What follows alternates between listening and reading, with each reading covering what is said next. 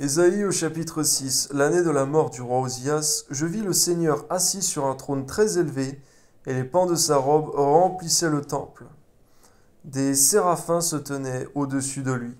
Ils avaient chacun 6 ailes, deux dont ils se couvraient la face, deux dont ils se couvraient les pieds, et deux dont ils se servaient pour voler.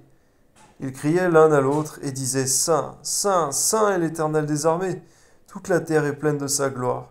Les portes furent ébranlées dans leurs fondements par la voix qui retentissait, et la maison se remplit de fumée.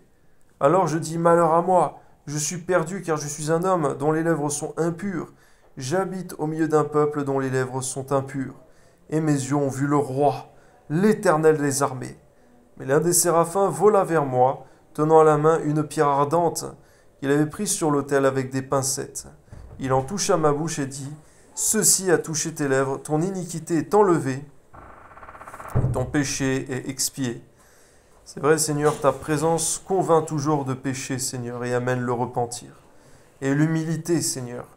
Permets-nous donc toujours de rester, de demeurer dans ta présence, afin de trouver aussi ces choses merveilleuses, salutaires pour ton royaume. J'entendis la voix du Seigneur disant: Qui enverrai-je? Qui marchera pour nous? Je répondis: Me voici, envoie-moi.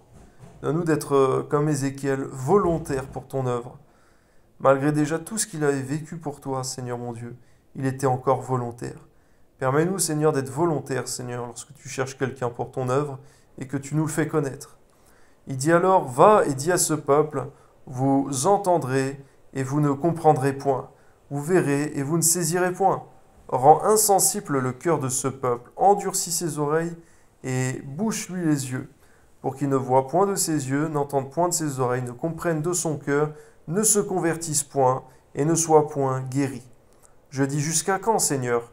Et il répondit: Jusqu'à ce que les villes soient dévastées et privées d'habitants, jusqu'à ce qu'il n'y ait personne dans les maisons, et que le pays soit ravagé par la solitude, jusqu'à ce que l'Éternel ait éloigné les hommes, et que le pays devienne un immense désert.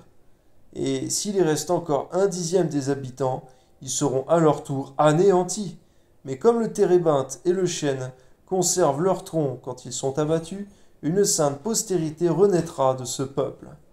Merci pour le faible reste que tu gardes, Seigneur mon Dieu, en réponse à ta fidélité. Sois béni, Seigneur, au nom de Jésus. Amen.